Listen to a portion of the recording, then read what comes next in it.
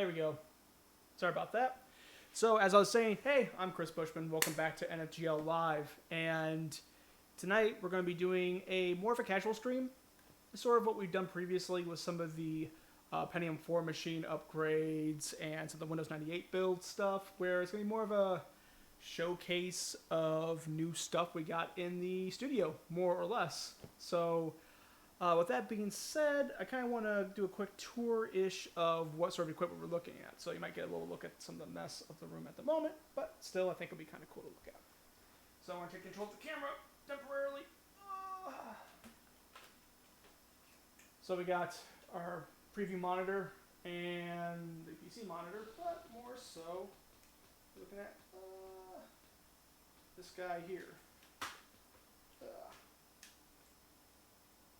Which probably easiest way is going to be to just take this off real quick. So, get all the stuff off of the tripod without making everyone just sick. So we have the 3DO, which is the FZ1 model.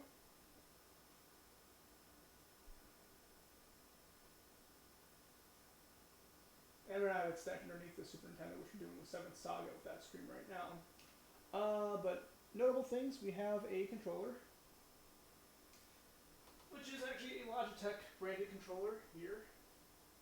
So, try to get like this real quick.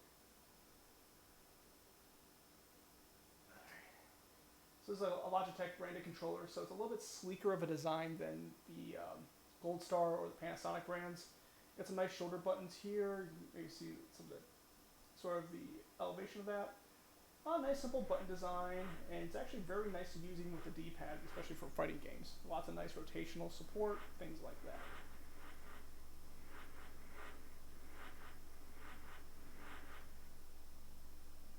I didn't realize the freaking screen made noises. I thought it was quiet the whole time. Oh my gosh. That's awesome. I didn't know that. That's for the 3DO. Sorry. So we have that. I also have a light gun, the game gun. I'll get that out shortly.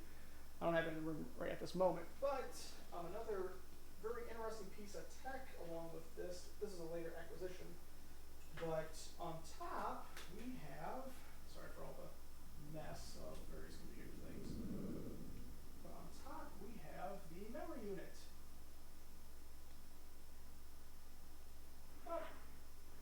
Which connects all the way to the back of the video on the expansion port right back there. As you hopefully see it right there. And so that is much like with the Sega Saturn, where get this oriented back where I want it.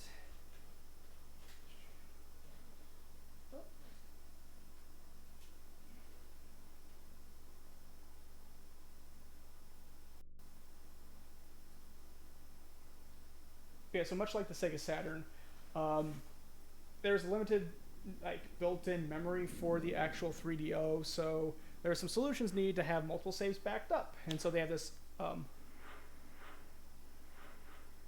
So there is internal memory, but it's kind of limited in terms of how much space you have. So this was their solution to have extra storage for saves and such. So that's where I got this unit to do just that. And that'll actually be one of the early things we demonstrate here tonight. We have a few things we can look at. I've been going through making backups of many games. So this whole spindle is backups of 3DO games. We also have my non-backup discs right here. Boop. With selections such as the Action Memory Manager software for the memory unit. We got Madden, we got Guardian War, Dragon's Lair, we got Hell, a cyberpunk thriller, Rise of the Robots, Twisted the Game Show, and Way of the Warrior. So I mean, we have some choice games we can check out here, and not all of them are even American releases, because what's nice about the 3DO is, number one, there's no copy protection, so making backups and playing backups is really easy and handy. so that way you don't junk up original discs. And also in case, like what I had with Dragon's Lair, the original disc actually didn't work, so I was able to make a quick backup off of an ISO I got, and able to actually play the game on the system. So I don't have to go purchasing another copy of Dragon's Lair, even though I got one technically. Number two, there's no region lock. So all the international releases, minus a couple games, will work on any console. The only caveat to that is there's some kanji characters that are built into the actual BIOS of the system that are not available on the non-Japanese systems. So as a result, those games will just happen to not work. But let me get that game gun real quick.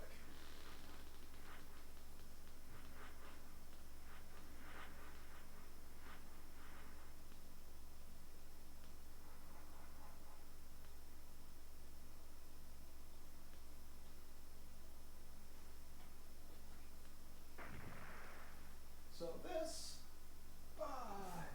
is the American Laser Games game gun. You can see with the nice little label right there. This is worth focusing on. American Laser Games game gun. So, nice little quick trigger, plugs into the one controller port on the 3DO. Some of the game gun modes, you can hack different BIOS.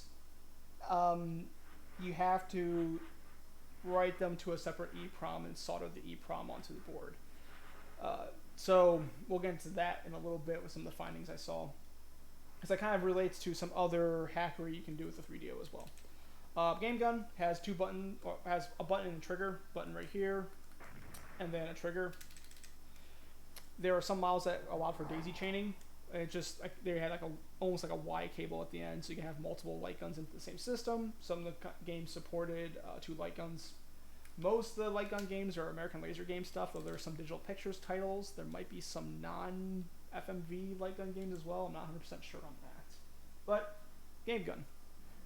The game gun and the memory unit both are not easy to bring into a 3DO collection from a price and availability standpoint. So I was kind of fortunate I was able to get those, and unfortunately I can't just do like a backup solution or something, or some hacky way of using them without actually getting the hardware. So those are some barriers of entry. The memory unit is, again, more of a convenience than anything else. The game gun, I think, is kind of necessary, so you can enjoy the breadth of what the 3DO offers. For the BIOS, though. So another thing to think about besides even the kanji character issue is that there are a few arcade cabinets that use 3DO hardware, and it's the same hardware that's over here, minus some checks for encryption text packets on the actual disk itself, which acts as a lockout. So to get around that, what you have to do is you have to take some BIOS that remove those calls and put them onto the system. It's interesting where it was also discovered that there are some Japanese systems that have, in short, you might remember this, Sam, from looking at, what's his name? It's one of those repair guys that you showed me last night. Let me see if I can find it real quick. So I was just looking up earlier. Go to my library. And yeah, my mate Vince. So my mate Vince, you might remember that he fixed a 3DO. I think that's the video you actually linked me before as one of his things he did. And among, like, when he was kind of showing off the chips on the FZ10, let me see if, I kind of want to see if I can pull it up real quick, because I think it is kind of important to look at. I don't know how new that video was, though. I don't want to spend too much time on it, but it's kind of both interesting to see, and I think kind of important to understand the whole BIOS situation of the 3DO. I'll do like this real quick.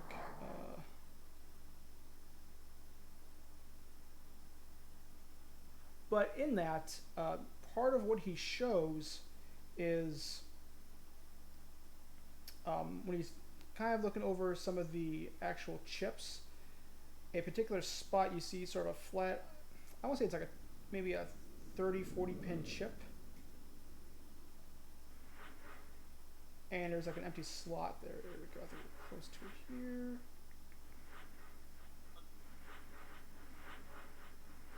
Actually, yeah, this actually should show it right here. All right, so I want to do some real just. Oh, come on now. Well, let's see if I can show it here real quick. Otherwise, I'll pull up a picture. But right there, you will see like an empty slot with a chip next to it. That is for BIOS. And technically, I guess apparently some of the units, especially the Japanese units, had 2 BIOS chips. One for the font data and one for just the basic code for running the actual system itself, the system BIOS, right? There are some models of the Japanese system that have a single chip for both font and the BIOS information, which was kind of an interesting discovery because that means then you could, in theory, write those to, like, there's some AMD packages you can get to actually write the BIOS to and write those onto a system, thus creating almost a universal BIOS you can use because a lot of the characters for English are still on the BIOS chip as well, so you can play English titles on the Japanese systems.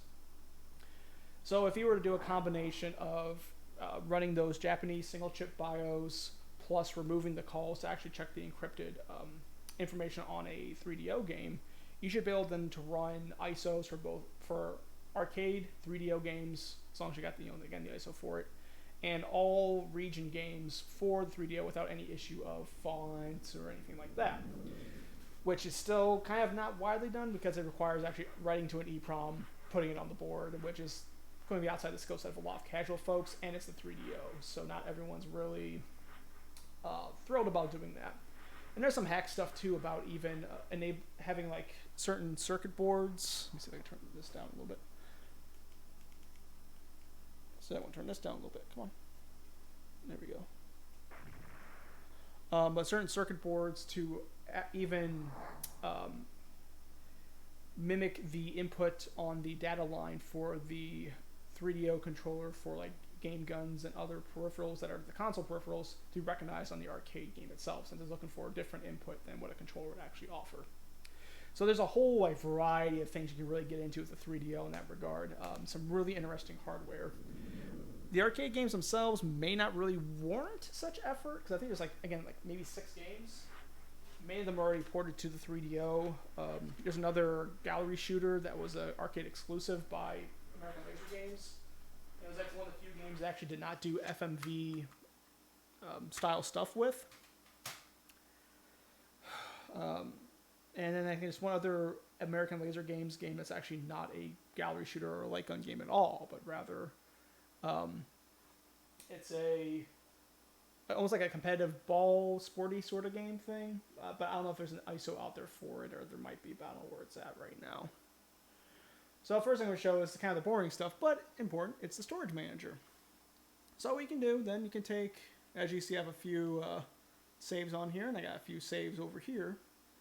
You can move them off to different sections of memory for the storage expander, because you have the built-in storage and you got the storage expander unit I got there. And then I can press the P button, aka pause, to switch storage between different segments of the storage in there or even over here. And it's pretty easy going. Pretty simple to use, but actually really handy to keep that saved data. Because some of the games like Slayer, which is a Dungeons and Dragons Dungeon Delve game, can take up some space. There's another one. I'm trying to remember what this one was, but this takes up like 8,000 blocks. Or it's probably just megs or bytes or something. Probably bytes. I don't know. Anyway, takes up a lot of memory, right? So it's, to persist data, it's kind of nice to have that. It also means that whatever the battery they're using on the 3DO is still good, because some of these actually held over from when I would unplug the system and plug it back in. And then I have the, I think it's SD RAM they're using, I think, on the actual 3DO memory manager to store data. I think that's what they're doing right now with this, but the power on that's also good because I was able to pull it out, plug it back in, and power's still good. So external storage, it's handy, but that's that. Let's get into some games, right?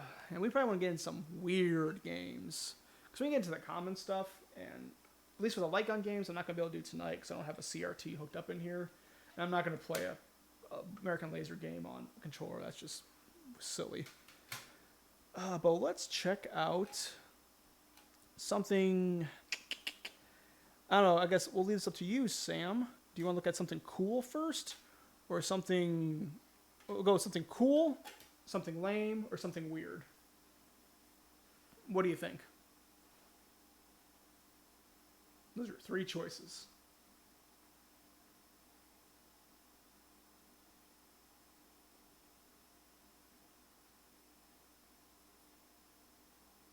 Tick tock, tick tock, tick tock.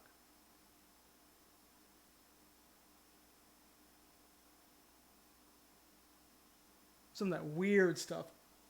Love it. Let's go with...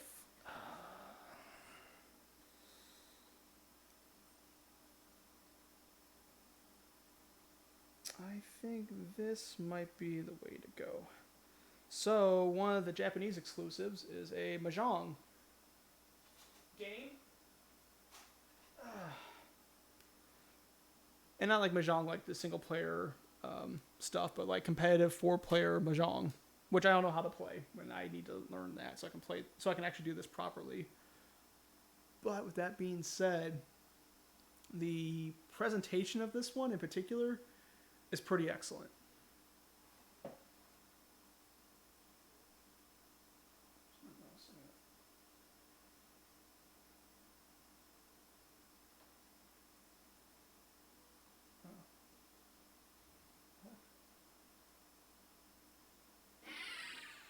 Mouse is all screwy. That's not good. Is it getting like interference or something?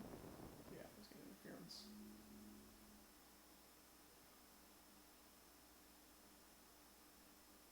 I might have Mazer.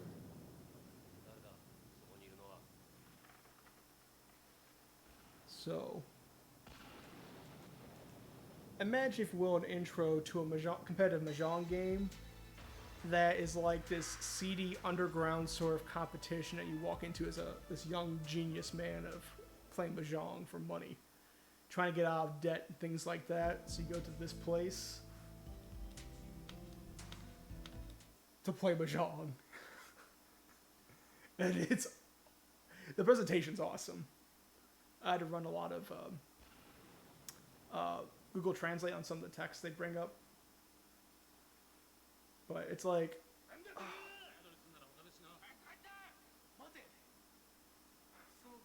It's awesome.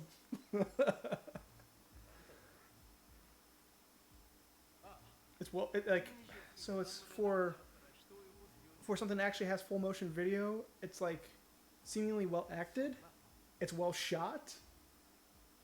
Even with the language barrier, you get kind of this idea of what's happening itself. Like, it's that typical kind of imagery or situation you might see with this, kind of cocky but desperate sort of young man walk into the seedy game that's being played, but instead of being poker, it's Mahjong. Yes.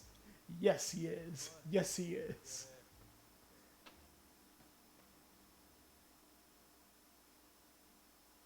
And I'm not going to spend...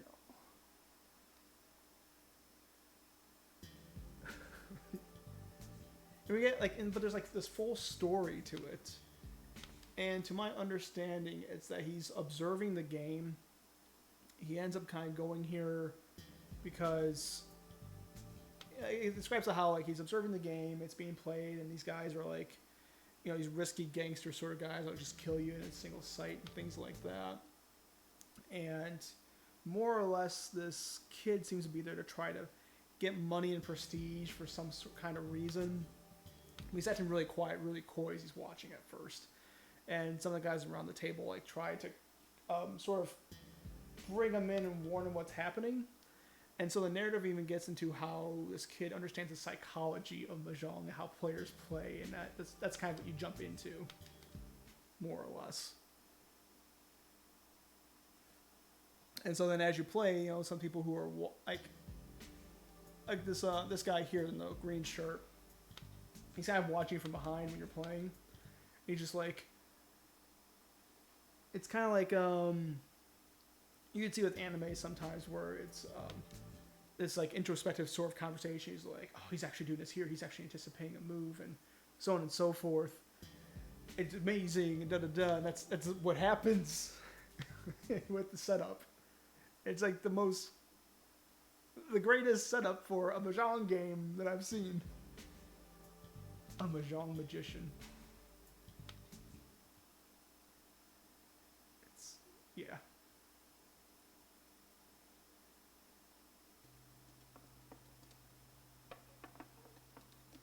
And that's a lot of what we start seeing play out here is like, he's setting up his tiles.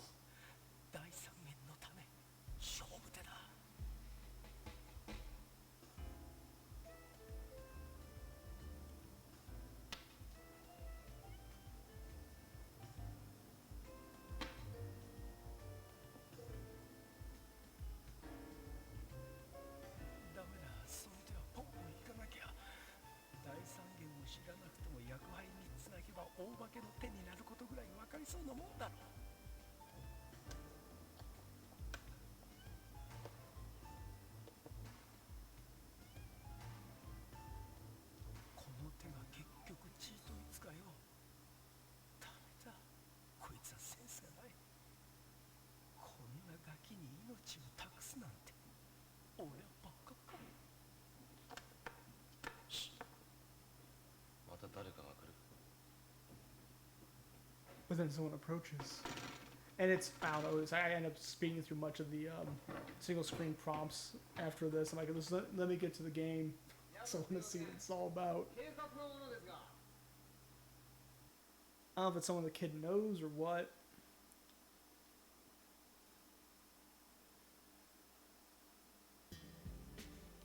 But now it's kind of like, I want this John Woo sort of gunfight to break out in the middle of a Mahjong match, but then some of a Mahjong game here. It's like this be high stakes. I want it so bad now. It'd be so awesome.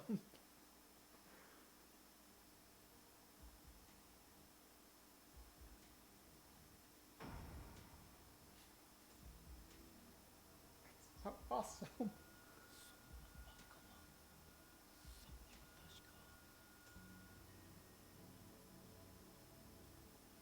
Oh. Oh, yes. You're gonna get your wish.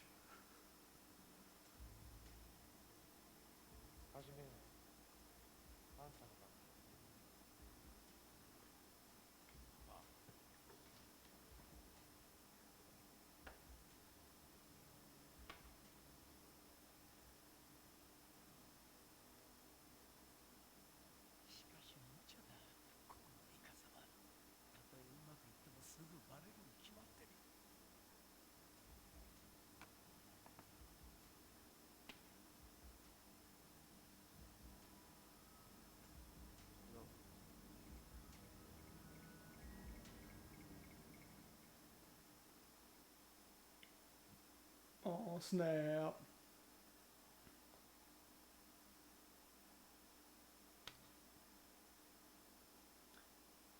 And then we have an extended loading scene here, or loading screen.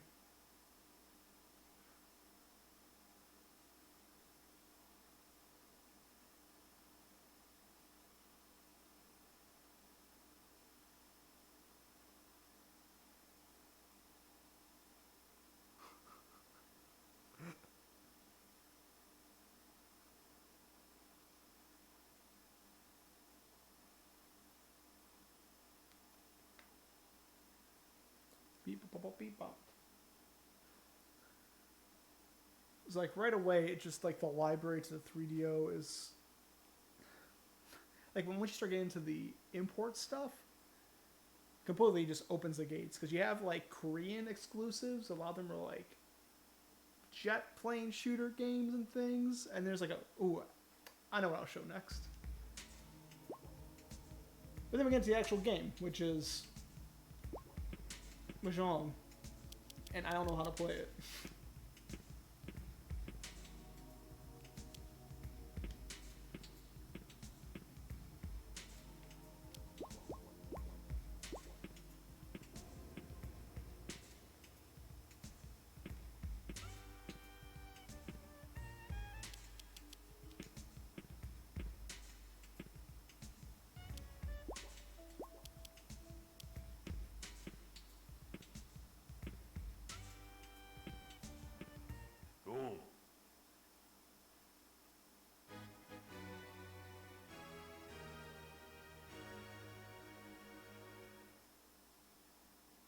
I assume that's good.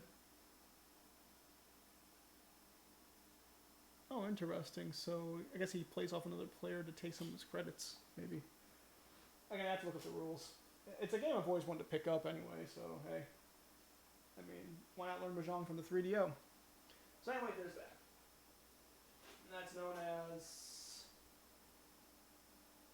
Akagai. I can type in the chat here. Actually, I'll do that. That's probably easier than me trying to read it.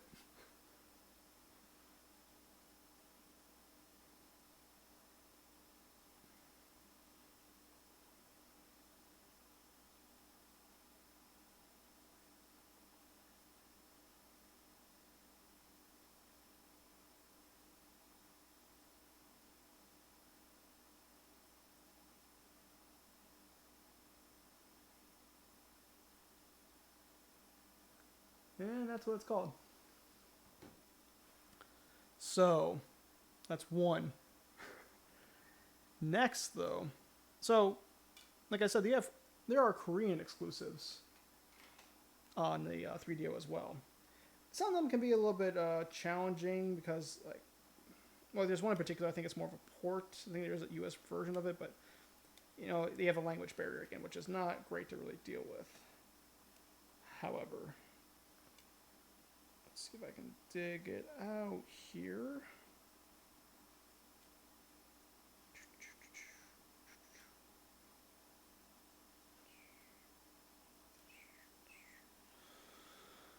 Let me get through. Here it is. The Eye of Typhoon is what this one's called. Feel free to look it up at your leisure. But it is a 2D fighting game that's a exclusive in Korea for the 3DO.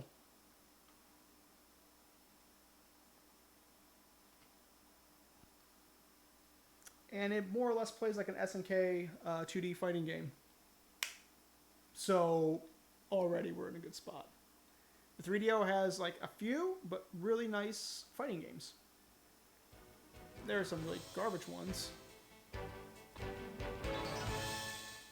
But there are some like legit awesome fighting games.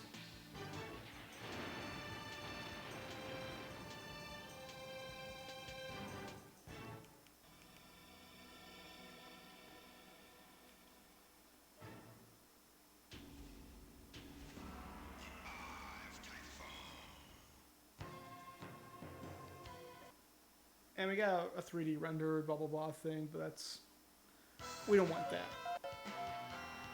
Yeah, single player, you got team battle. Sun.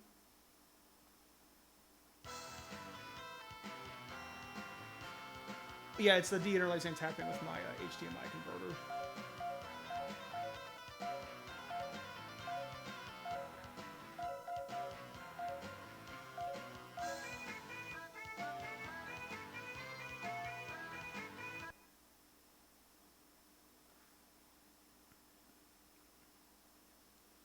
Yeah, unfortunately, that's going to be part of this.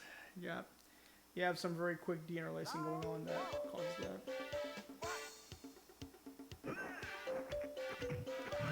But it's a pretty smooth playing fighting game.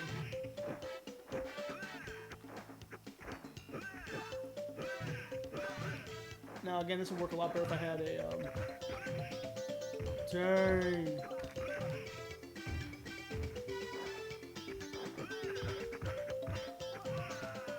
If I had like a 6-button fighter controller, which they do have. Heck yeah, sprite scaling.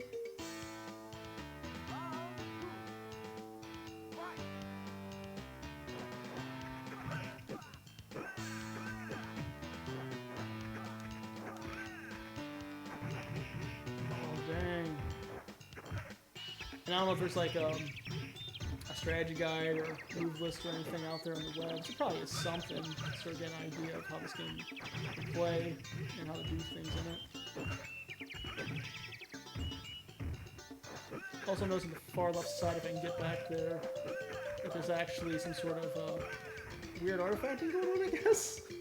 I'm at the far side of the screen. You notice on the far left? Maybe? I don't know if you saw it. It's showing up on the TV here. Maybe it's not showing up on the capture because I may have cut off. That I don't know. That's a good question. Yeah, I don't have that lined up quite right. That makes me mad. Hang on.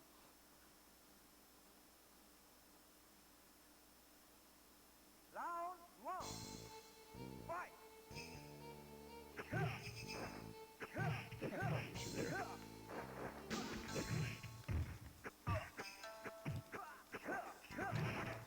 Dang. This game requires someone to actually know how to play fighting games.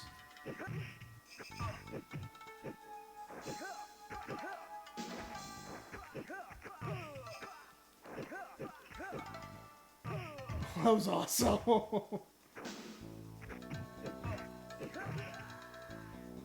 wait, that's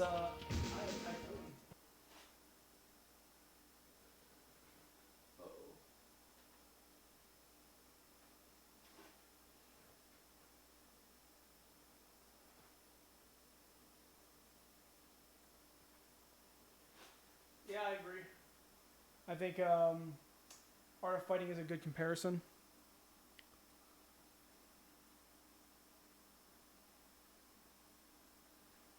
So, sorry, I tried to pull the disc out while the game was running, and the drive got stuck. I think something with the game was like, hey, this isn't right, which can happen. That's okay. We live, we learn, we love. Okay, so, but with fighting games for the 3DO, you have the Eye of Typhoon, you have Super Street Fighter 2, you have Samurai Showdown, you have the Art of, or the Way of the Warrior, which is a, what's that? Who was that? I think it was Argonaut may have worked on. It was Argonaut or Naughty Dog or someone worked on that. Someone that's like a little more contemporary worked on that one. But anyway, so you have that. And you have many, many really neato sort of fighting games. But now what else? What else should we look at? Yeah.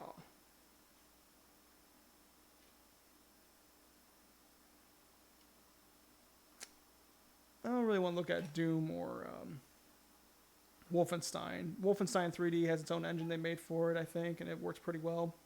While Doom is a port of Doom and it runs really slow and crappy. But we look at other FPSs.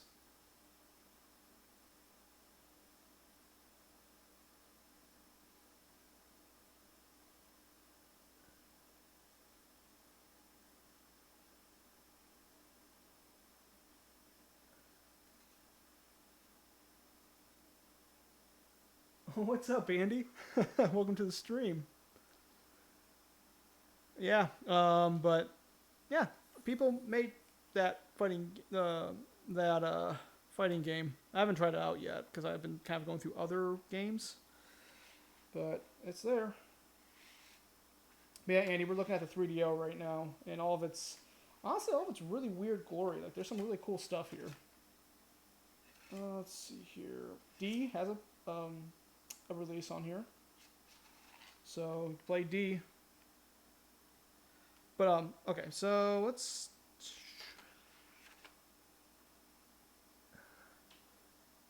check out some FPSs, right? So first one that caught my eye was one called Iron Angel of the Apocalypse. There we go. Now, Iron Angel of the Apocalypse and many other first-person shooters for the 3DO to this point seem to play a lot like Alien vs. Predator on the Jag CD, or not Jag CD, but just the Jaguar, in a way, where very corridor Wolfenstein feel sort of game, basic weapon loadouts, and then they try to have sometimes very maze-like sort of corridors you have to go through, like that kind of era of FPSs. So, when it comes to what makes it stand out, oh yeah, 3DO XL, that's really what we need. Can't wait, get that controller extension to it.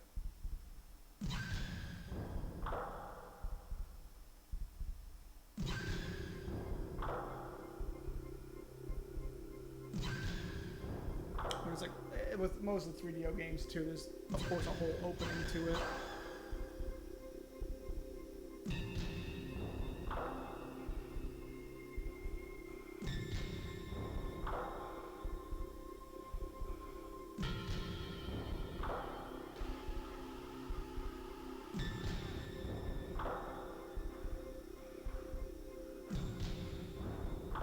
It's very,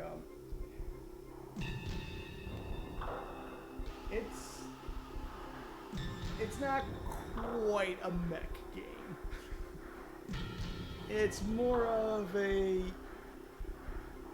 you're a mech in an FPS Wolfenstein-like game, but you're not like getting all mechware on this. It reminds me of some cyberpunk Japanese horror sort of stuff, where you are basically a brain or something put into this robot body, and this mad scientist guy at the end of whatever this is like, come to me, like, you're my greatest creation stuff, and you're just, like, divorced of humanity now that you're shoved into this metal body thing. In, like, dark, industrialistic technology, Japan sort of thing.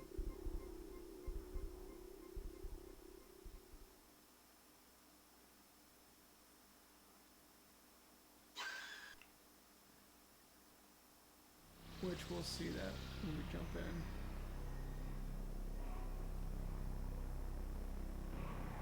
in. Sorry, buddy.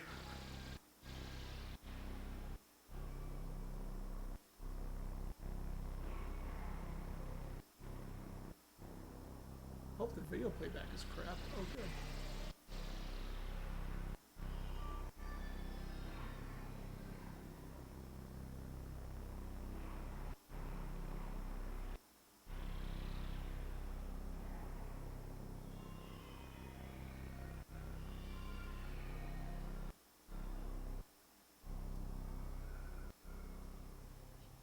And again, this playback's probably because of the burn copy I'm using.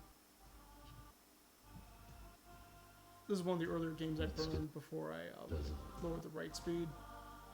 So I noticed one of the side effects is that some of the playback is kind of crap on those earlier copies.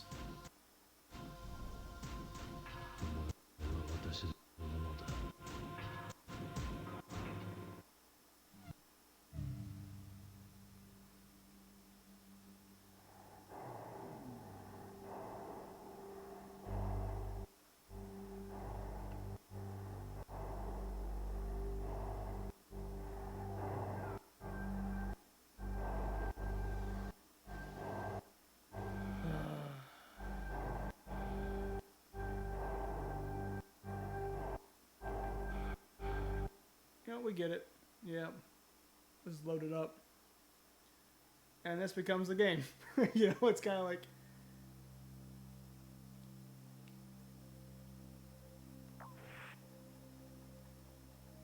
You have this crazy introduction, this whole atmosphere you create to try to work around the limitations of whatever you're doing.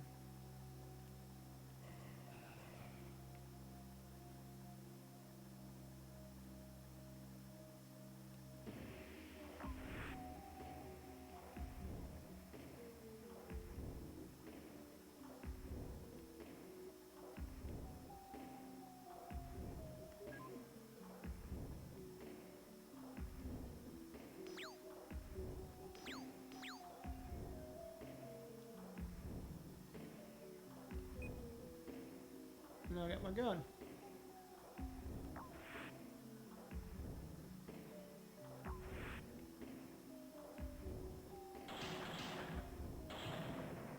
Bang!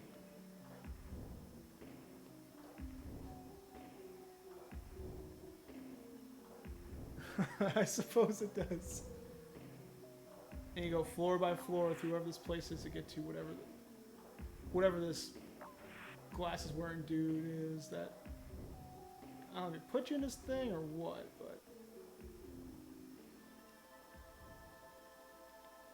I think it's the map.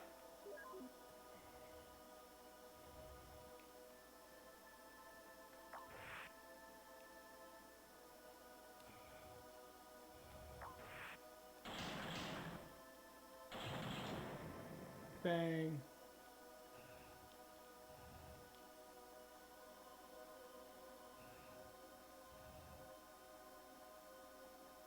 This one just opened up for me. How nice of it. I should go through.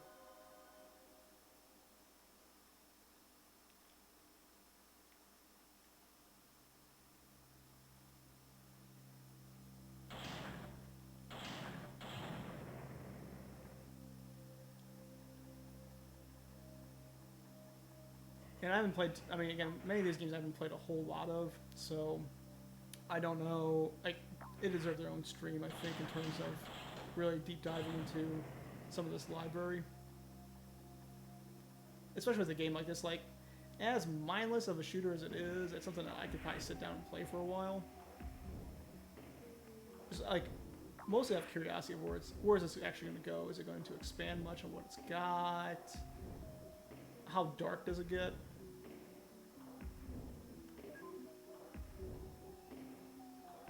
It's certainly slow paced, I mean, without a doubt.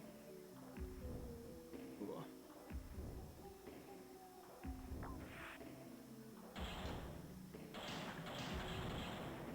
Some very nice help from auto aim.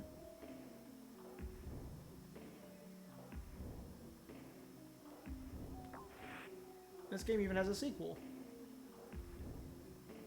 which I think actually starts off with some sort of like first-person jet sort of sequence. So they tried to expand on the gameplay right away in the sequel. I don't know if there's any of that sort of stuff in this.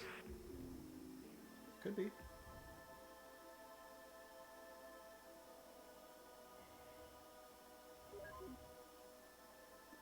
I guess I may or may not have gotten hit at some point, so they gave me a shield.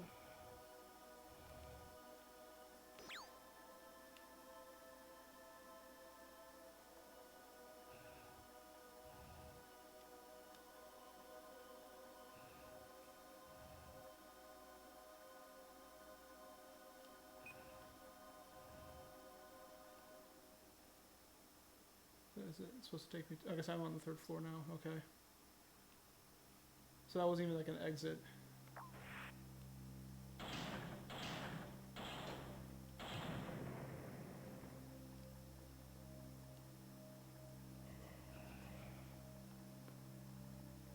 Welcome to the real world. That's Iron Angel the Apocalypse.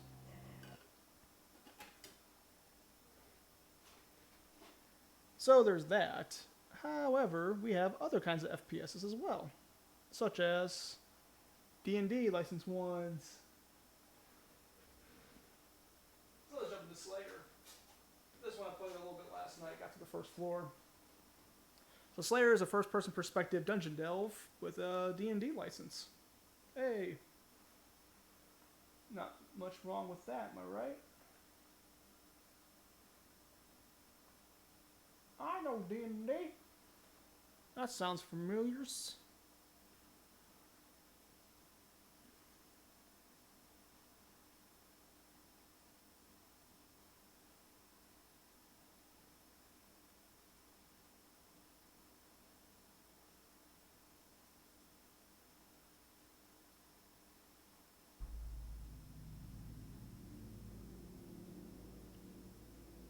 Lion Entertainment Incorporated,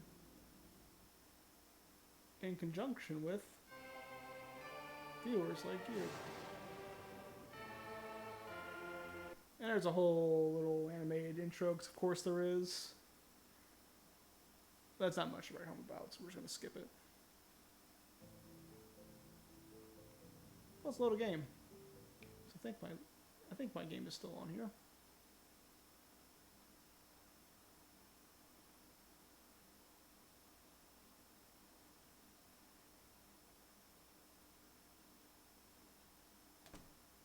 Yeah.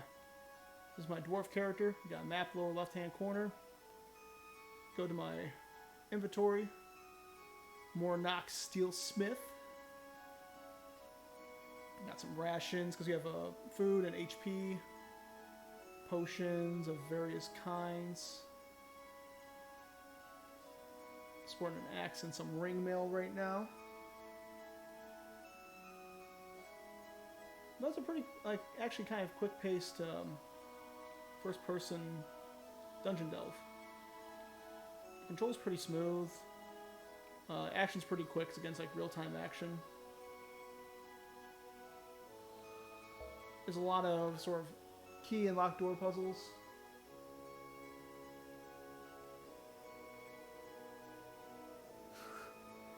Yes, sir. Yes, sir, it is. And you can actually customize some of the experience, too, in terms of what kind of things get generated when you first start the game. So if it's a little too hard or too easy than last time, or you want, like, more enemy spawns, or different kinds of... I think there's some sort of room customization options, too. Enemy!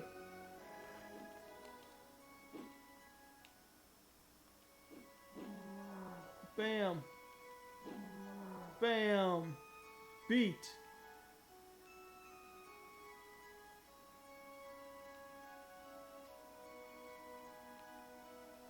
I'm sorry, I'm kind of looking back and forth between the stream and this. Did you not show up on my radar?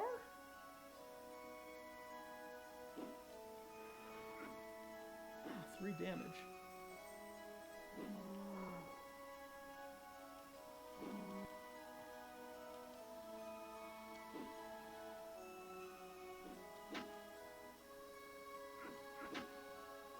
Dang, and double teamed here?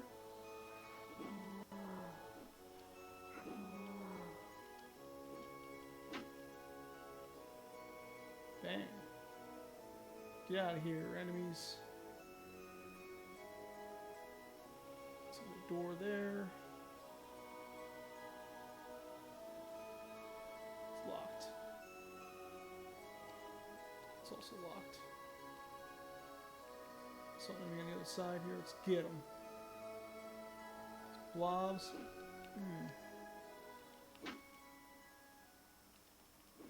Let's go. Let's go.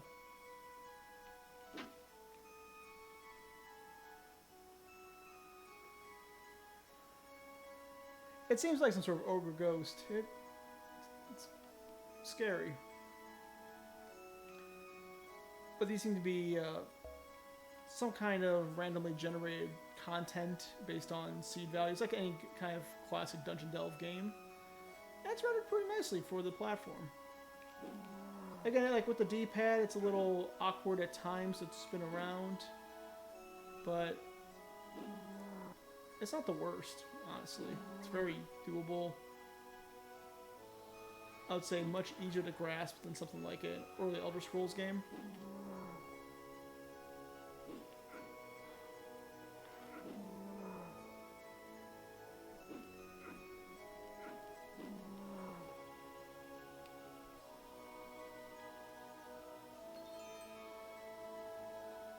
That did not up my HP at all. That casts speed. That tastes like water. Eat some rations. Protection from drain. Protection from paralysis. Protection from poison. Protection from paralysis. Protection from magic. Protection from electricity. Interesting.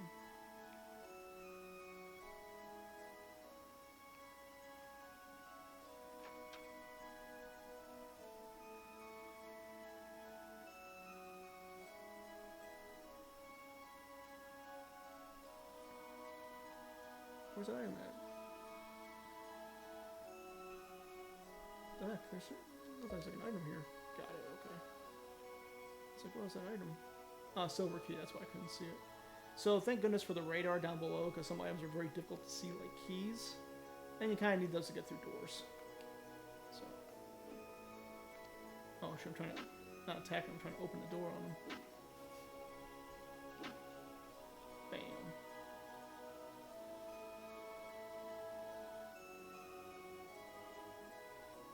Those boots?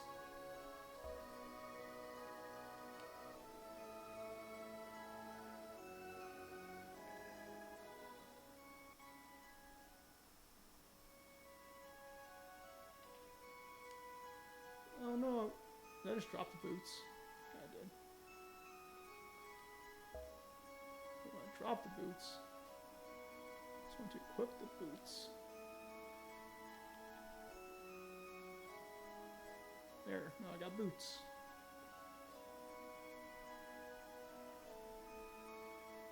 Yeah, you can rest anywhere. So, oh, well, almost anywhere. Well, if it's a safe area, you can rest. I've done that in this game before. Yeah, it's a gold key. Oh, it's a pendant. Ooh.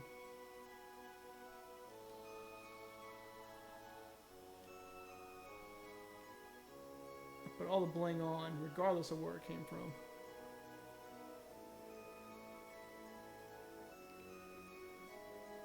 I believe you can both play the game with save content and things like that, or you can even have it to where there's permadeath. So you got some options for your hardcore experience. Been there.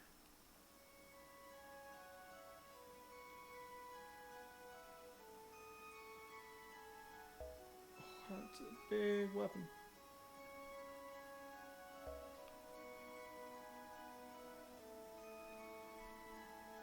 You want to fight? Go.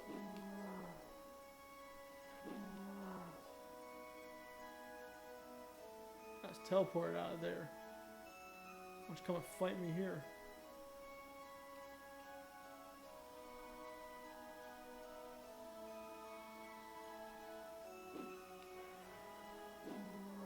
Bam.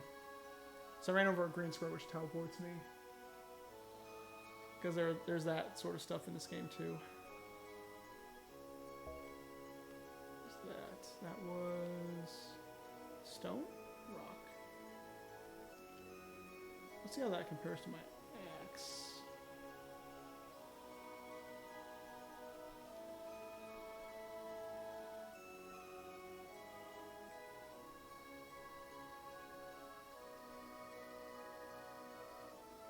I don't know how that compares. We'll at least give it a shot, I guess, right? Live the dream.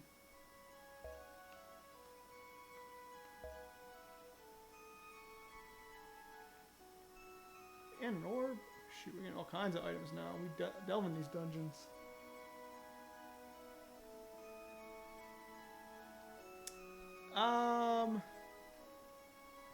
Something something called upon, something something going dungeon, smash evil. That's about as much as I know.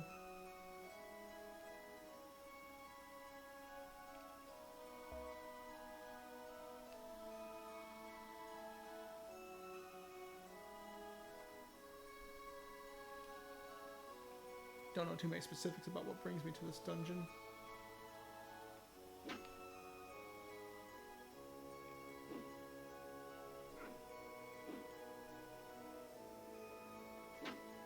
Bam.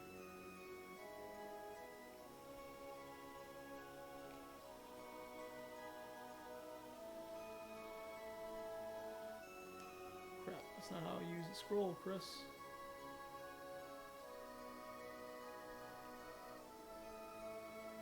Oh well, I don't think the scroll's there anymore. Unless I actually did use it and didn't do anything.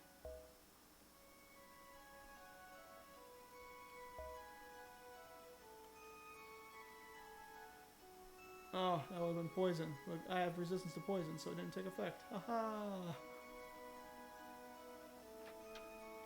Alright, this was a key locked door that has nothing in it. So I just wasted my key. Cool.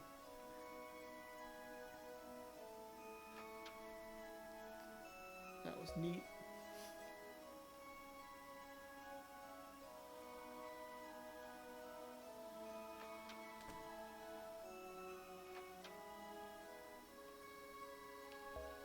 Got these orbs. They're kind of neat, I guess.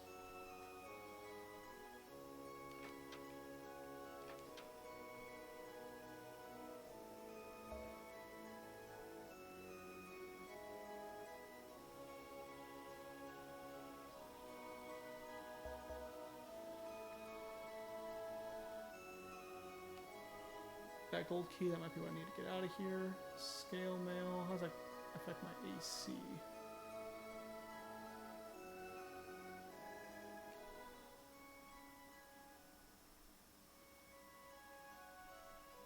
Looks like it didn't affect it at all.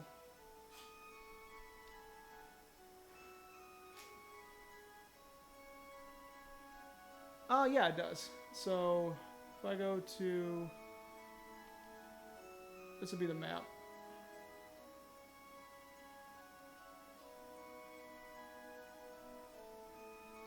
So that's more or less how it works. And so as I explore, I, uncover certain areas of the map. I think in theory I should be able to even exit out of here if I really wanted to. Because I now have the gold key, I think that's why I need to exit.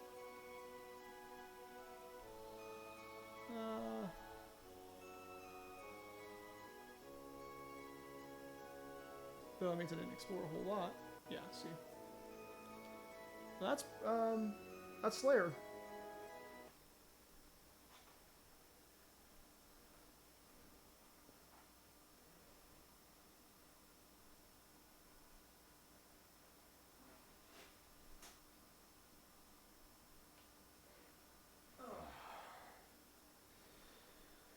So what else do we got here? Now let's get into some of the weird, sort of terrible stuff. Because that is an aspect of this. So this is Virtuoso. And you'll see why it's kind of not up to snuff of some of the other games we've looked at so far. It's playable. It's not awfully exciting, and the sort of themes, mood, aesthetic sort of stuff is very much a period of its time. And you'll see very shortly what I mean by that. So Virtuoso on 3DO. Oh yeah, absolutely. And it's, again, Slayer's very approachable, and I think that's kind of the nice part of it. So you get a lot of those RPG mechanics with some very quick and satisfying gameplay. It's a good balance of that first-person dungeon delve. So let's just jump into the first thing of the Mars mission. Here we go.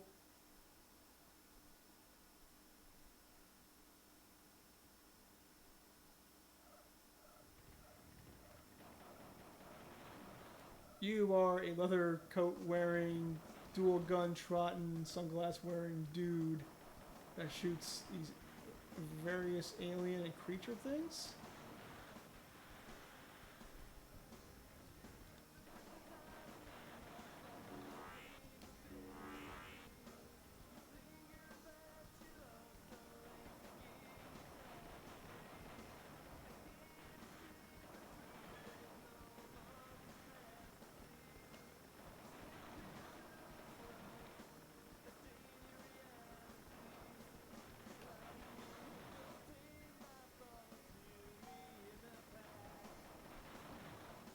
And you can hear the music playing too, I think. If not, I can turn it up for you. Because that is a part of the experience.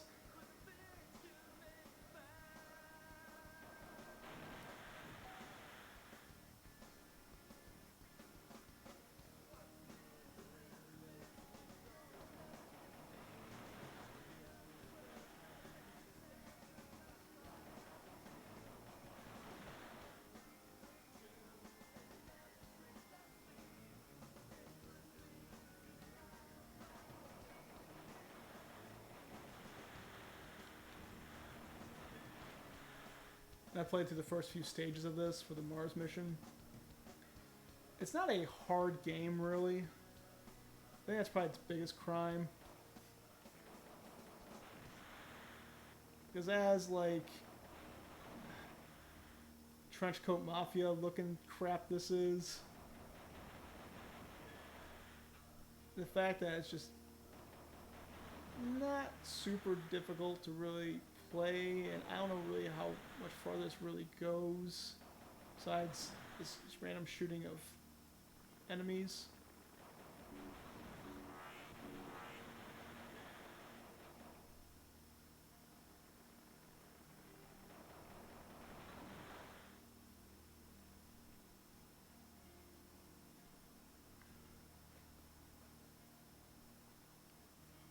Kind of hear, oh, we gotta We gotta fix that.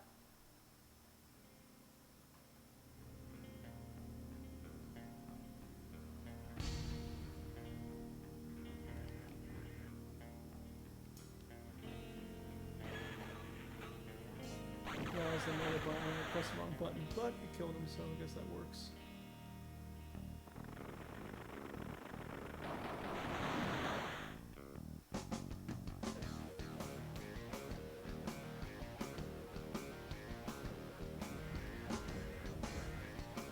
We'll get to the exit. There, got to the exit. I was going to continue on this one. Let me know if the music sounds super awesome.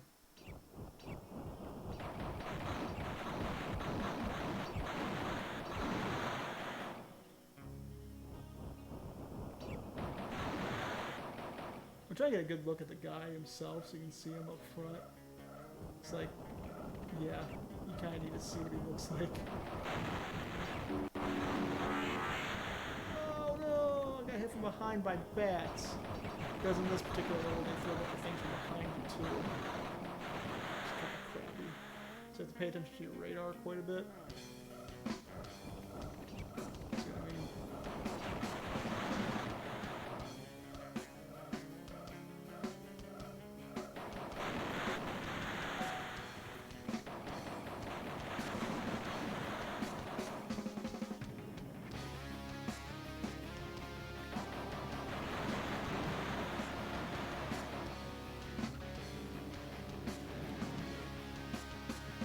That's what he looks.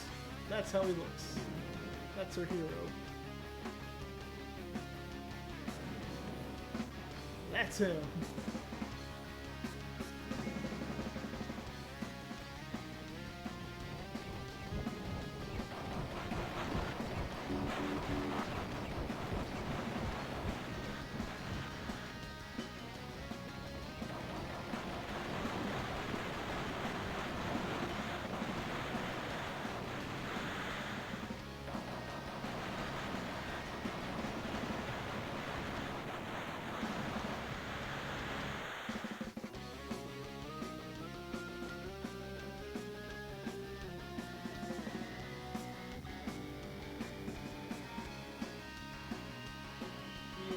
Pretty much the coolest dude. He's like, we can make a music video, guys, or we can make a game video.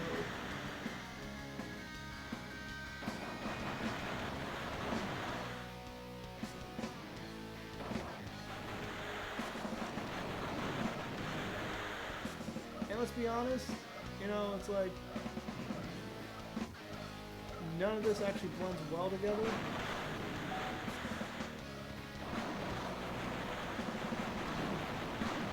Why is this guy on a mission to Mars?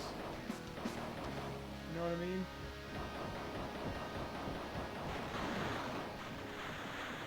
But anyway, it's playable.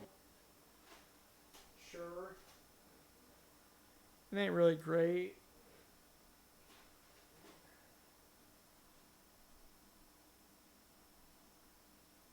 Yeah, and that's kind of it. It's like, it's kind of a boring playthrough.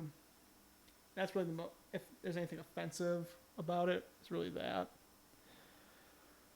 Oh, what else? What else? What else? What else? We could look at. Let me go through the pile. You got Wing Commander, of course.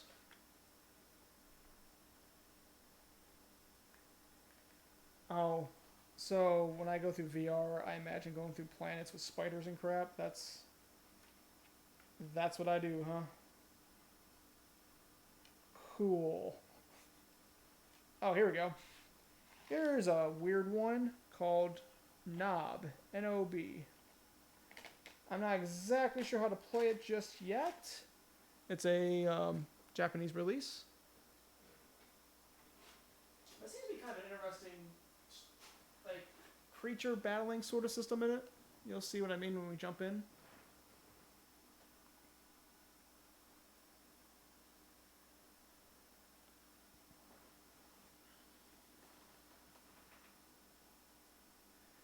But yeah, on the whole, like Virtuoso isn't exactly offensive. Again, like I said, it's not offensive or anything. It's kind of a boring ride. Could I play through it? I mean, I could probably play through it. Let me turn this down a little bit now that we.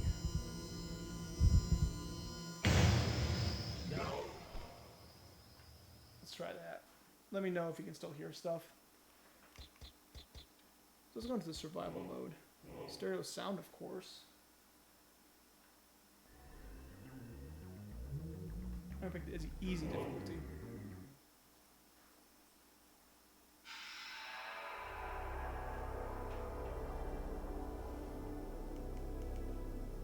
The one thing I forgot about is there's going to be a lot of Japanese text and speech going on here.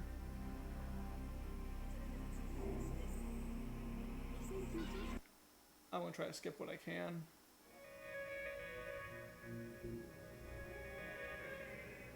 But it appears you wake up in this room.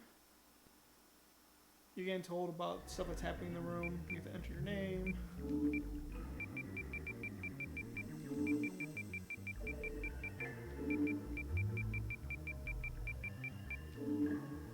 I'm not sure the story behind this exactly, though I think it's along the lines of trying to be created into some sort of ultimate creature.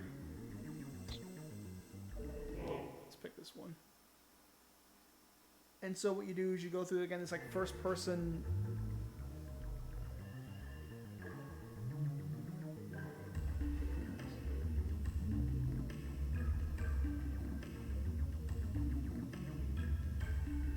I have no idea if this is a meme or not. With Knob, at least you get this like these pre-rendered creatures.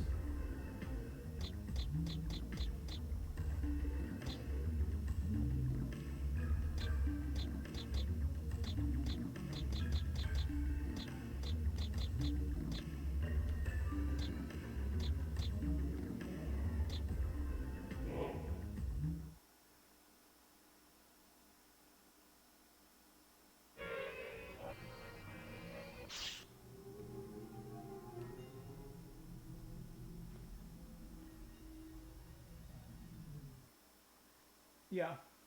The models in this look pretty cool for the monsters. And hopefully once we get rolling with this, I can kind of show you what a battle looks like. Again, I'm not sure exactly how to win a battle in this. But it's like you're in this underground lab full of creatures, I guess.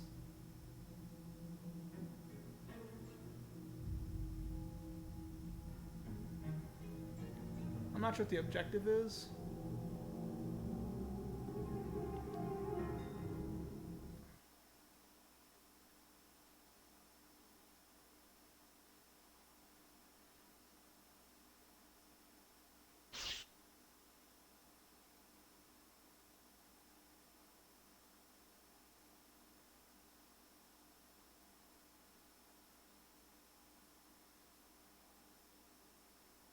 I think this is an elevator.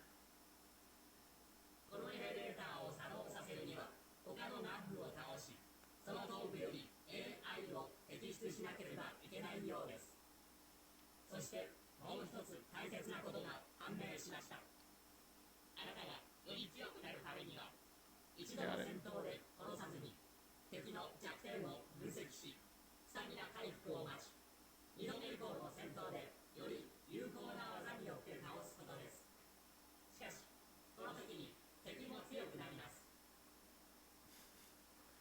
That'd be so dangerous. But the dudes with double shotguns are pretty intense.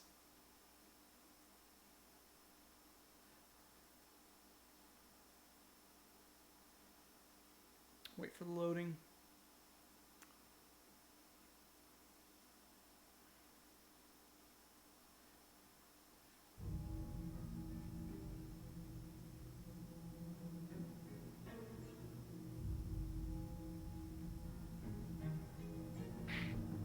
Just the way they have some of the camera work in this, it's sort of almost disorienting if you're just going purely off of the first person perspective. Like I really need a map to know where exactly I'm at. I wouldn't really be super familiar with where I was at in the map unless I had that.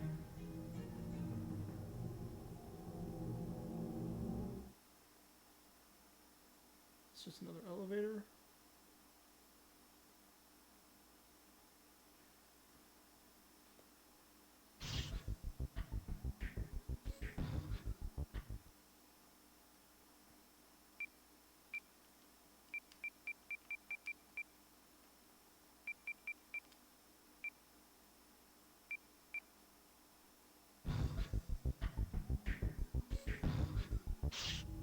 So I gotta discover a code for that, I guess. But I think in the versus mode, it's the actual battle system they use in this. Just 1v1, I guess. I don't know if each person gets to select a character or what.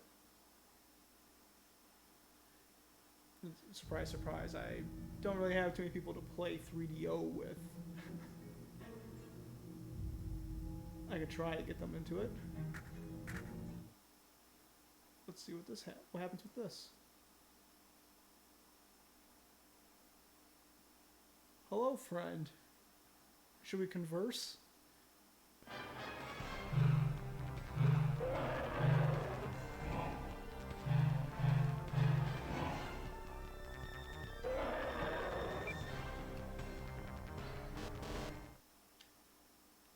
So you do this like weird, like you press a directional to start one guy, you press a directional to start the other one to line it up somewhere.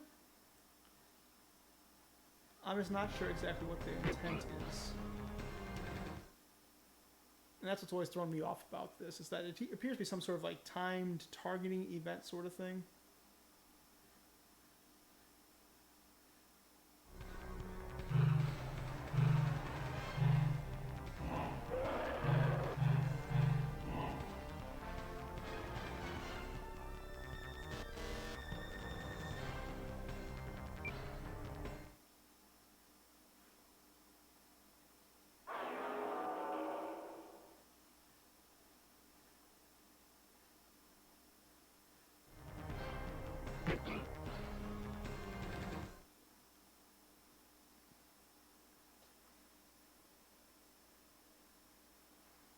So yeah, I'm not sure at this point what I'm supposed to be targeting for and all that.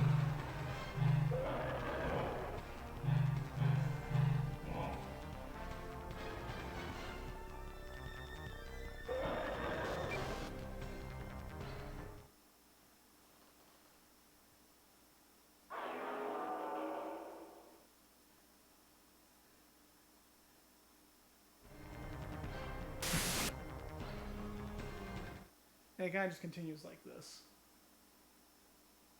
So I would look up the manual or some sort of fact on this to kind of see what's actually happening. But it seems like it's some sort of strange turn-based combat sort of deal.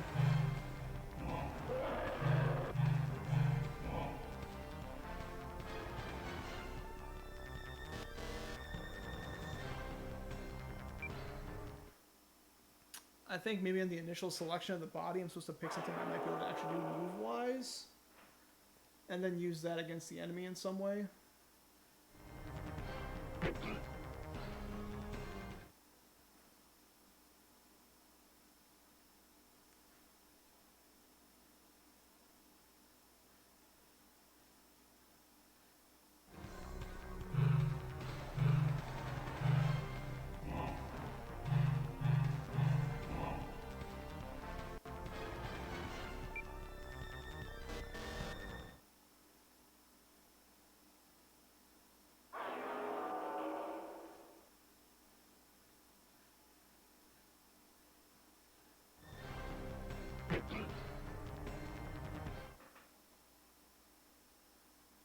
Alright.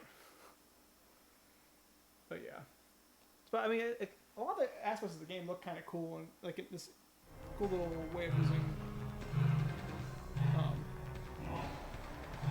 remembered assets.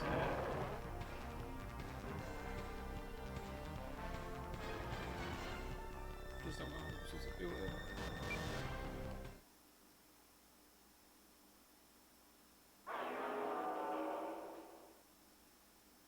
Right.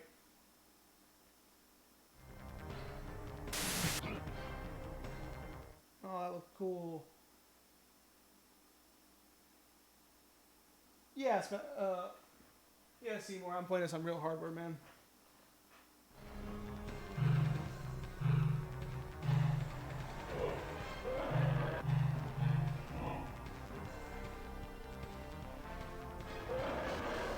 It's part of it too. Is I'm not exactly sure how I target certain body parts. Like I can see once I get to a particular perspective, how I can move the cursor around, but I don't know how to get to a particular view on a body to do that.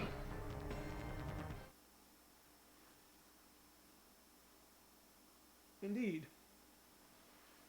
I got an FZ1 that I'm playing off of right now. Panasonic FZ1.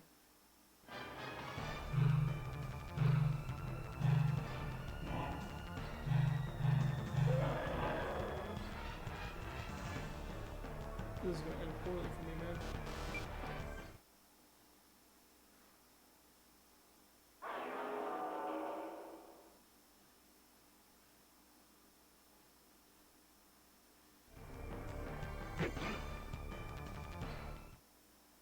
Yeah, I think I might have to.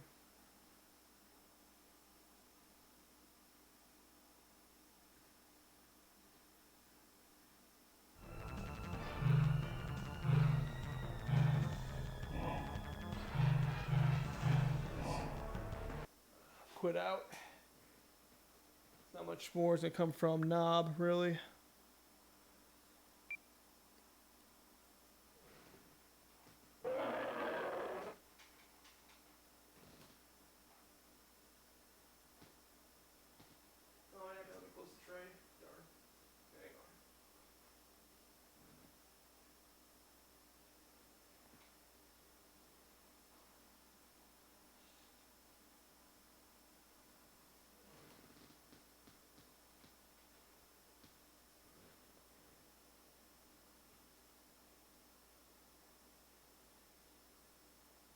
Oh yeah, that RPG, yeah. That is an expensive game.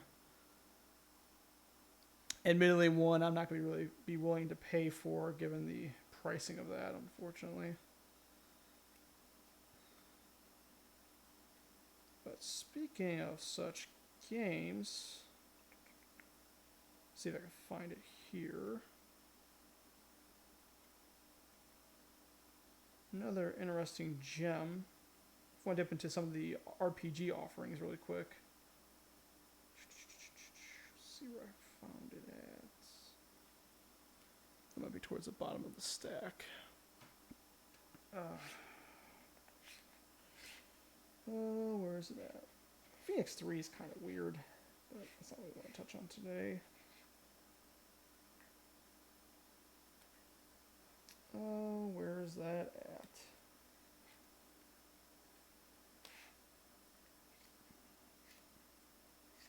There's Slam Jam. There's a lot of sports games I want to check out on here too. Because with it being EA, I figured there's some interesting offerings for the sports genre, especially through EA games. There's always Madden. I'm always down for Madden. Let's see what we got. Going through the pile.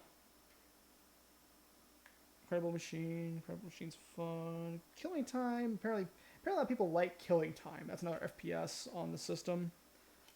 I didn't get much into it when I tried it out, but apparently it's a thing to play. You know what? Maybe instead of trying what I was thinking of there for an RPG. Where's Flying Nightmares? Where's Ollie? Yeah, that's what I've been sort of finding out, is that the 3DO has a lot of strange games, a lot of cool imports. Oh, you know, maybe that's one I should try here. Let me pull it out. I think it's in this pile. At least I hope it's in this pile, otherwise I'll have to dig around elsewhere. Yeah, here we go. We'll end it with this one tonight. So this is me kind of ignoring a lot of the FMV games overall. And let's see, it's kind of FMV games and some other ports that are out there. And I want to jump into some of the more curious offerings. And so we'll end the night with this one here. This is one I talked to Sam a little bit about before.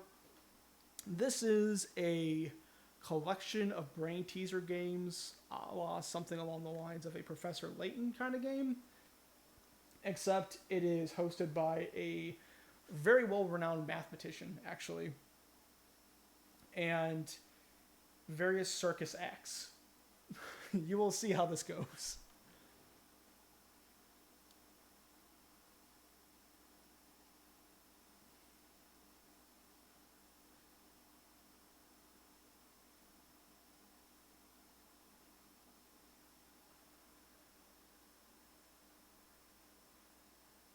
Oh, nice. Yeah, because that was pretty expensive initially, wasn't it?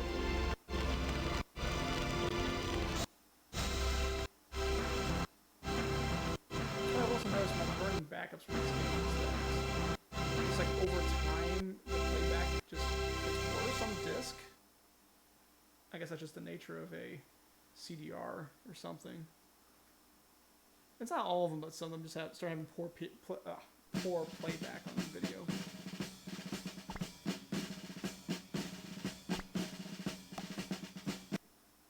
And I was playing this earlier, so.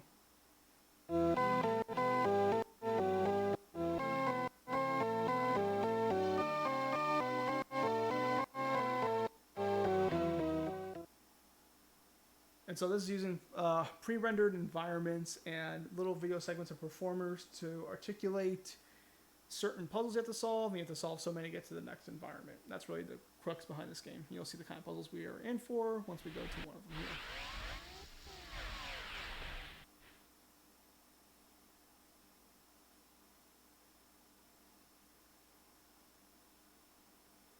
Fill me.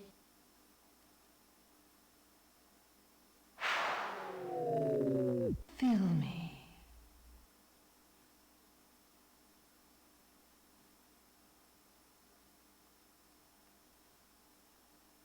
All pieces must be fitted into the frame. The pieces can be rotated but cannot overlap one another. Yay, puzzles. So I myself got this from a coworker fairly recently. He was trying to get rid of, he was trying to clean out stuff he had pretty much. So I took the opportunity to take this off of his hands. And I thought it was a pretty cool investment.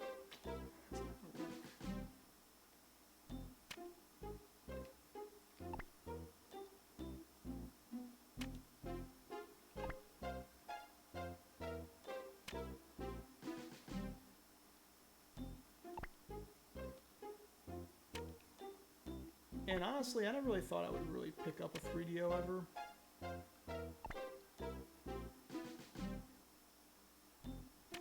Never really seemed like it'd be something that'd be that appealing to me, but after playing around with this one in particular, there have been enough like interesting games to sort of keep me Bingo!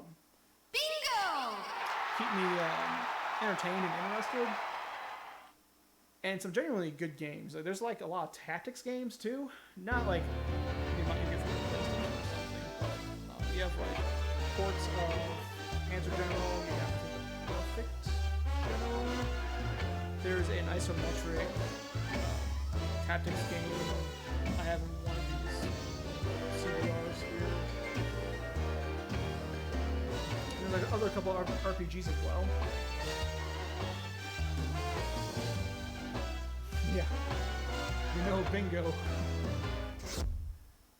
Bingo!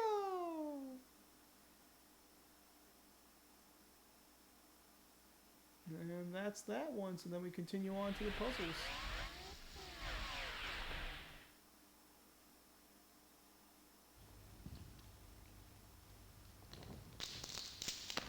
Make me red. Make me red. Make me red. And again, they're like just simple logic puzzles. They remind me a lot of some of the early edutainment games for the You Mac must and change such. the color of all the hats from black to red. When one of them is turned red, both neighboring hats will also turn to red.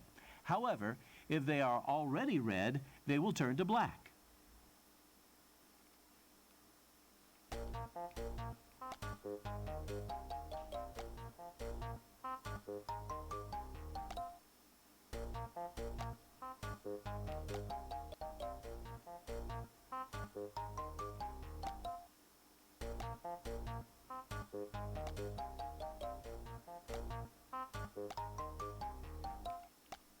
Bingo! Bingo!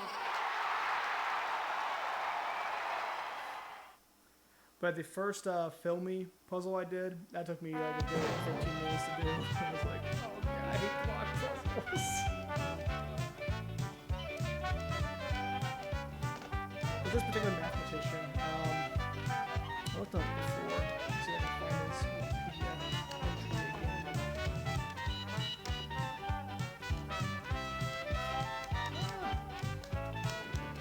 Oh, damn it.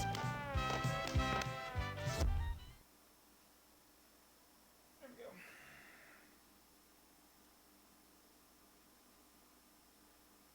Yeah, Seahawks did more stuff. Cool.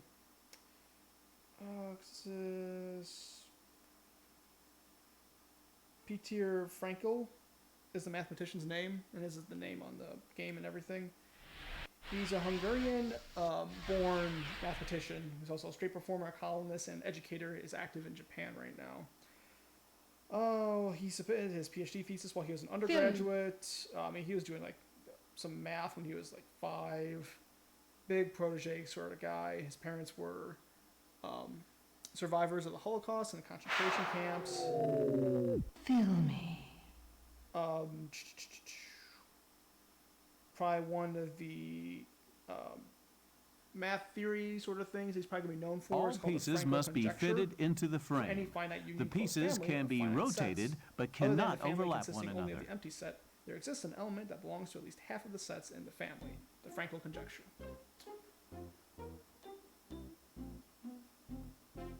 Oh, is it? Sorry. There, hopefully that's a little bit better. But yeah, the Frankel conjecture. So, this dude is a mathematician. Straight up.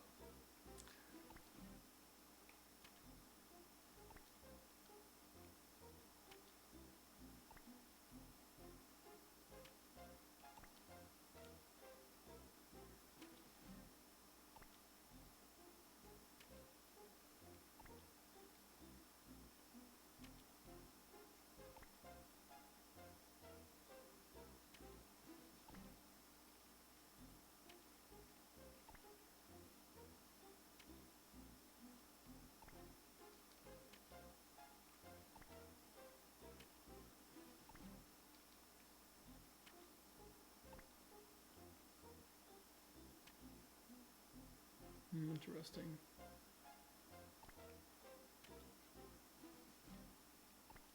Well, this will not do, will it?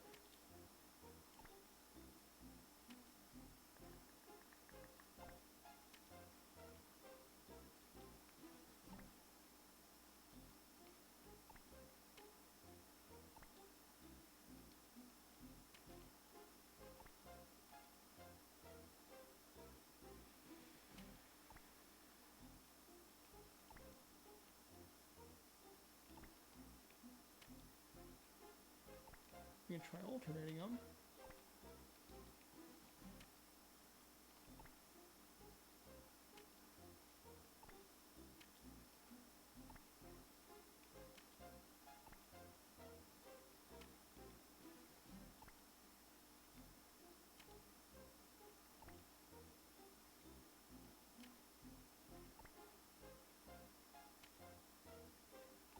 Yeah, that did it.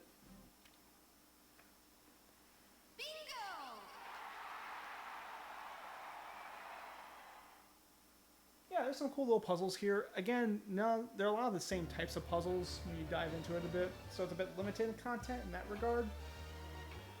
If anything, it's going to be more of heighten the difficulty of. There's a classic sort of put so much of a liquid into an end result sort of puzzle. We have like 500 milliliter and a 1700 milliliter cup. You have to put so many milliliters in the bottles. You have to sort of put some in the smaller cup to change the value in the larger container, things like that. The bingo does intensify. We be filling up all these blocks.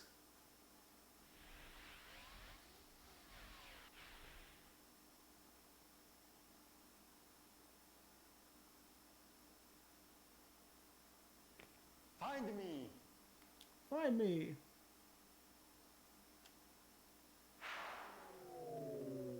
Find me. This could be a cup thing, where it's underneath a cup.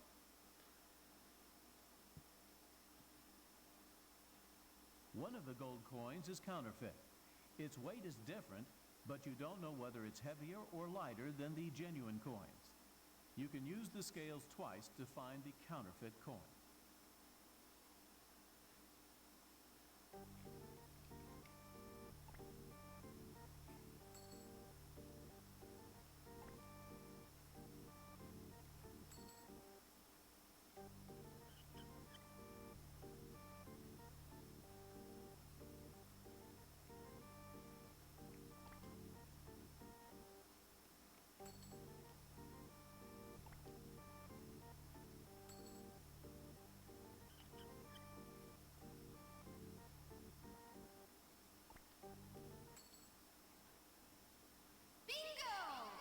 Boom.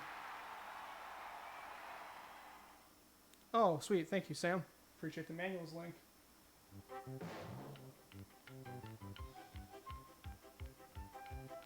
We got this.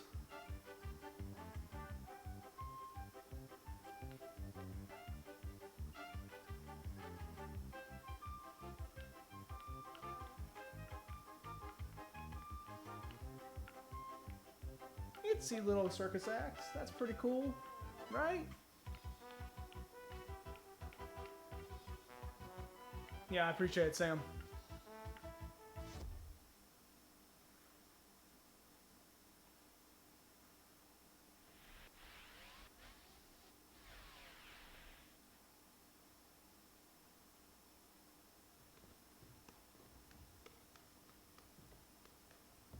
Hey, sign me.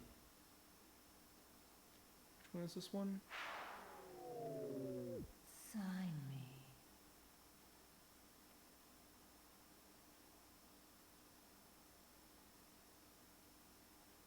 Complete the formula by filling the spaces with a plus or minus sign. Oh, great.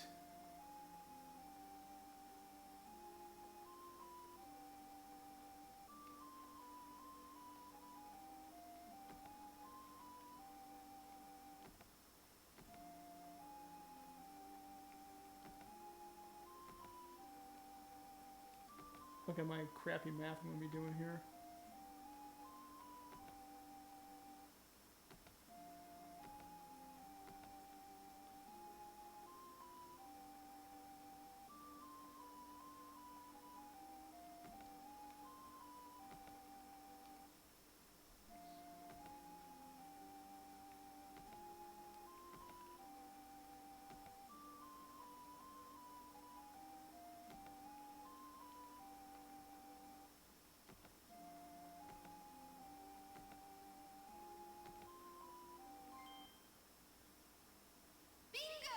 Bingo!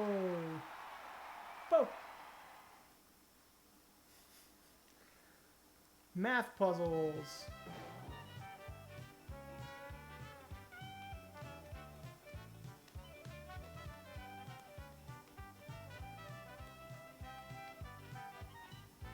Look at that juggling, man.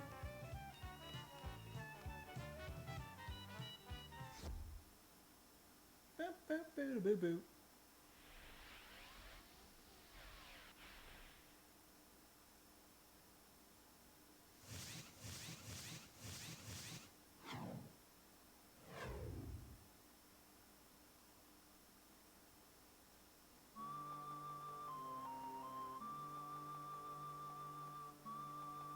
And now we're in a new location.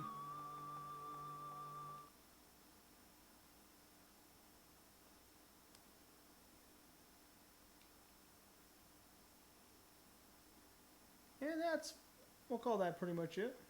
Let's see if this, let's take it to the hint book. I can show you that real quick.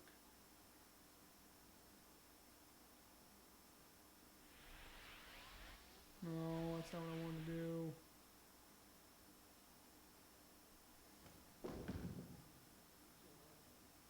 Complete me. Complete me. That's very forward of you.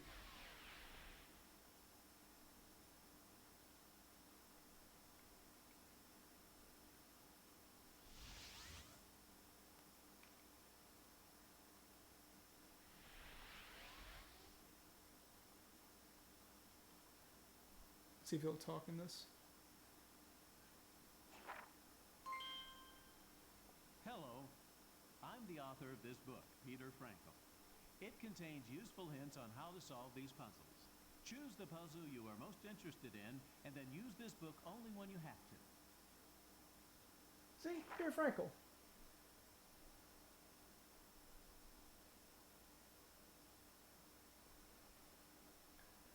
But you can see the kinds of games they have here. I think Turn Me On is, again, similar to the Make Me Red, where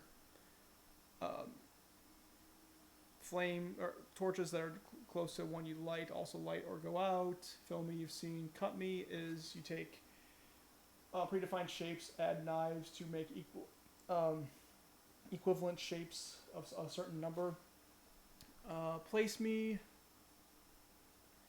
is where you have balls with numeric values, and then when you put two balls next to each other in a path, a numeric card is placed between them for the difference between the numbers. You have to place the balls in such a way where all of the number cards are placed on the board. You may not use all the balls, and the paths are not just like circular, but they might be irregular paths. You saw Make Me Red. Add Me we just did. I don't know what that is. I haven't encountered that one yet. We saw Sign Me. We saw Find Me. Measure Me is, again, the whole cup brain teaser thing. Complete Me is what that guy was just talking about. I don't know what that is. I think it's probably some sort of sequence puzzle. But, yeah. Oh, yeah, there is a Dennis Miller game, sort of. He says jokes that feel dated and are no longer funny. 1993 was a fun time. And then 1993 stopped. But Dennis Miller did not. I remember liking the Dennis Miller show he had on HBO. But anyway, so that's this Peter Frankel. I don't know how to say his name. Peter Frankel. His puzzle game of the circus and street performance. And that's kind of a quick initial look at all of some of the strange games that the 3DO has to offer that in a lot of their own ways are pretty interesting and fun to play through, and I think it's definitely worth checking out. Even some of the ones that, like Virtuoso, that isn't exactly a great game, it still isn't that bad to play through. It's just not horribly interesting. But you have very dramatic, story-driven Mahjong games.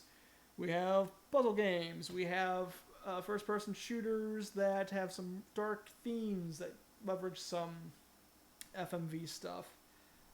We have TSR Dungeon Delve games. Excuse me, which are actually two of them. There's two D&D Dungeon Delve games. Slayer is probably the quicker-paced one, and then there's a much slower-paced one that's called Death Keep. But they're all grindy, sort of D&D. I guess maybe it's... I don't know what rule set's using for it. I'm not going to pretend I know. Knob, of course, where you try to target weak points on enemies and somehow do that in some sort of combat system. But there's plenty more. There's one in particular I want to check out at some point, which is it's a full motion video game, but you have this larger map you have to explore of certain areas and solve the little quick time events or whatever in those areas to open other things up, gather items. It becomes this bit of a point-and-click adventure in an FMV style. And it's pretty cool looking. I played a little bit of it, and it's kind of cool how things would just sort of open up as you solve different parts of the maps, and you have different abilities to go through different maps.